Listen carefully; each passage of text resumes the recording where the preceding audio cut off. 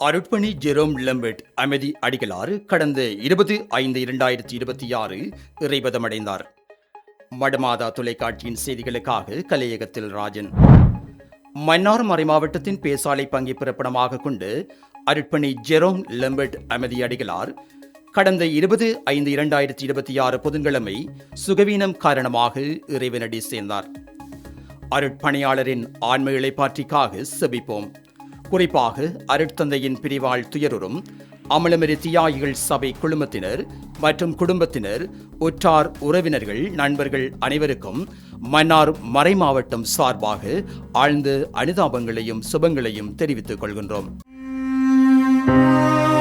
மன்னார் மறைமாவட்டத்தின் பழம்பெரும் கிராமமும் விசுவாச விளைநிலமுமான பேசாலை பங்கின் சூசை பத்திநாதன் லெம்பர்ட், சந்தியா அந்தோணிக்கம்மாள் மிராண்டா தம்பதியினரின் 8 பிள்ளைகளுள் மூத்த தவ புதல்வனாக 2/2/1950 ஆண்டு அன்று அவனியில் உதித்தார். அருட்தந்தை ஜெரோம் என்று பெயர் சூட்டப்பட்டாலும் காணிக்கை மாதா திருவிழாவில் பிறந்தபடியால் காணிக்கை என்றே செல்லமாக அனைவராலும் அழைக்கப்பட்டார்.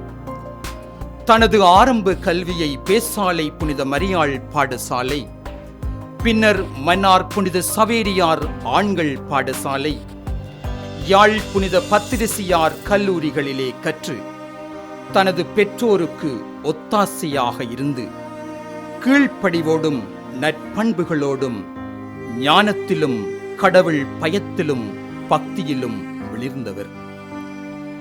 அருட்பணி ஜட்டன் குரூஸ் அமைதி அவர்கள் இவரின் உள்ளத்தில் விதைத்த அழைத்தலின் விதையை உணர்ந்து அவ்விதையை விருட்சமாக்க 1969 ஆண்டு ஜூலை மாதம் கொழும்பு தெய்வகளை புனித சூசியப்பர் சிறிய குறுமடத்தை நோக்கிய தனது துறவற அழைத்தல் பயணத்தை ஆரம்பித்தார். மெய்யியல் கல்வியை கண்டி தேசிய குறுமடத்திலும் நவ சந்நியாச உருவாக்கத்தை பண்டாரவளை திரு இருதய ஆண்டவர் மடத்திலும் பெற்று 1975 ஆண்டு புரட்டாதி மாதம் 8ஆம் திகதி தன்னுடைய முதல் வார்த்தைப்பாட்டை மேற்கொண்டார். அதனைத் தொடர்ந்து தனது இறையியல் கல்வியை இந்தியா பூந்தமல்லி திரு இருதய ஆண்டவர் குறுமடத்திலும் நிறைவு செய்தார்.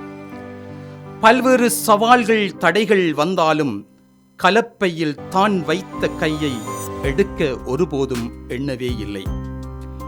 தனது குருத்துவ கற்குநெறிகளை நிறைவு செய்து நாடு திரும்பியவர் 1981 ஆண்டு ஜூலை மாதம் 15ஆம் திகதி தனது நித்திய வார்த்தைப்பாட்டையும் தியாகோன் பட்டத்தையும் பெற்றுக்கொண்டார்.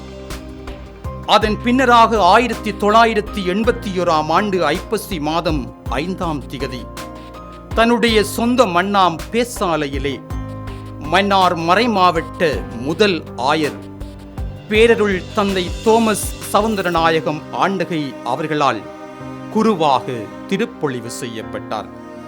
பேசாலை மண்ணின் முதல் குருவாம் அருட்தந்தை ஜட்டன் குரூஸ் அமைதியை தொடர்ந்து 43 ஆண்டுகால நீண்ட இடைவெளிக்கு பின்னராக 2வது குருவாக பேசாலை மண்ணை அவர் அலங்கரித்து வெற்றி நாயகிக்கு புகழ் சாற்றினார். இவர் சிறந்த பேச்சாற்றலையும் குரல் வளத்தையும் இனங்கண்ட பொறுப்பான குருக்கள் புதிய குருவான இவருக்கு மறையுரைஞர் பணியை வழங்க இவரும் கொழும்புத்துறை அமல உட்பவத்தில் அமையப் பெற்றிருந்த மறையுரைஞர் குழுமத்தோடு இணைந்து 1981 தொடக்கம் 1985 வரை பட்டி தொட்டியெங்கும் தன் மறையுரையால் மக்களின் மனங்களை வென்றார்.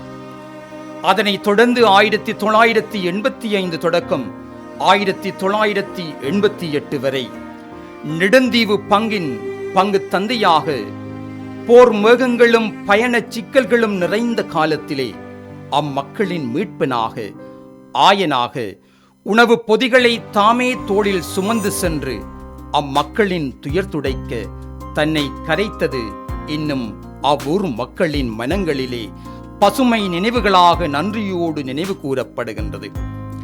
1988 தொடக்கம் 1993 வரை மீண்டும் மறையுரைஞர் பணியில் தன்னை அர்ப்பணித்து தன் பேச்சினாலும் சொல் வீச்சினாலும் இன்னும் பிரபல்யமடைந்தார்.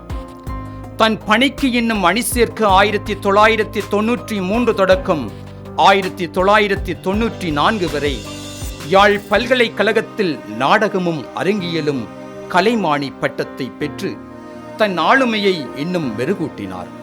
அதனைத் தொடர்ந்து 1994 தொடக்கம் 1995 வரை அமைதிபுர பங்கு தந்தையாகவும் 1995 தொடக்கம் 2001 வரை திருகோணமலை மாவட்டத்தின் பாலையுற்று பங்கின் பங்கு தந்தையாகவும் பணியாற்றிய தந்தை அவர்கள் மீண்டும் 2001 தொடக்கம் 2006 வரை வவுனியா அமைதிகள் மறையுரைஞர் குழுமத்தின் தலைவராக தன்னோடு இருந்த சக மறையுரைஞர்களுக்கு முன்னுதாரணமாகவும் திகழ்ந்து வாசிப்பை நேசித்து காலத்துக்கு ஏற்ற விதத்தில் தன் மறையுரைகளை மெருகூட்டி அணி செய்து ஆண்டவன் இயேசுவோடு கொண்ட தன் வாழ்வின் அனுபவத்தை மக்களுக்கு அள்ளி வழங்கினார். 2002 தொடக்கம் 2005 வரை மாகாண முதல்வரின் ஆலோசகராக செயல்பட்டு பல ஆக்கப்பூர்வமான கருத்துக்களை வழங்கி யாழ் மாகாணத்தின் வளர்ச்சிக்காக அயராது உழைத்தவர் என்பதும் இங்கு குறிப்பிடத்தக்கது. 2006 ஆண்டு குருத்துவ வாழ்வில் 25 ஆண்டுகளை நிறைவு செய்த தந்தை அவர்கள் 2006 தொடக்கம் 2008 வரை அமெரிக்காவில் உள்ள அமைதிகள் பல்கலைக்கழகத்தில் அருட்பணியாளர்களுக்கான பணித்தொண்டு மினிஸ்ட்ரி டு த மினிஸ்டர்ஸ் என்ற ஒரு கற்கிணறையை மேற்கொண்டதோடு அங்கே 2 வருடம் பங்கு பணியையும் ஆற்றினார். பின்னராக மீண்டும் தாயகம் திரும்பியவர் குருமானவர்களை உருவாக்கும் பணியிலே மன்னார் ஞானோதயத்தில் உள்ள ஆரம்ப நவசன்னியாச உருவாக்கு இல்லத்தின் இயக்குனராக 2008 தொடக்கம் 2011 வரை பணியாற்றினார். அதனைத் தொடர்ந்து 2011 தொடக்கம் 2013 வரை யாழ் மாகாண அமலமரி தியாகிகளின் மாகாண முதல்வருடைய இல்லத்தின் தலைவராக கடமையாற்றியதுடன் தன்னை தேடி வந்த மக்களுக்கும் இன்னுமாக குருக்கள் துறவிகளின் ஆன்ம குருவாகவும் விளங்கினார். 2013 தொடக்கம் 2017 வரை யாழ் மறைமாவட்டத்தின் முதன்மை யாத்திரை ஸ்தலமாம் சாட்டி திருத்தலத்தின் பரிபாலகராக அரும்பணியாற்றியதோடு அத்திருத்தலத்தின் வளர்ச்சிக்கும் பல பங்காற்றினார். அதனைத் தொடர்ந்து 2017 தொடக்கம் 2018 வரை மன்னார் மாவட்ட பொது வைத்தியசாலையின் ஆன்ம குருவாகவும் பின்னர் 2018 தொடக்கம் 2020 வரை கொழும்புத்துறை அமல உட்பவம் ஓய்வு நிலை அமைதிகளின் தலைவராக இருந்து ஓய்வு நிலை குருக்களை தந்தைக்குரிய பாசத்தோடு வழிநடத்தினார். எப்பணி செய்தாலும் தந்தை அவர்களின் மறையுரை பணியின் மீதான தாகம் மீண்டும் அவரை உந்தி தள்ள மீண்டுமாக 2020 தொடக்கம் 2023 வரை அமைதிகள் மறையுரைஞர் குழுமத்தோடு தன்னை இணைத்து சிறப்பான பணியாற்றினார்.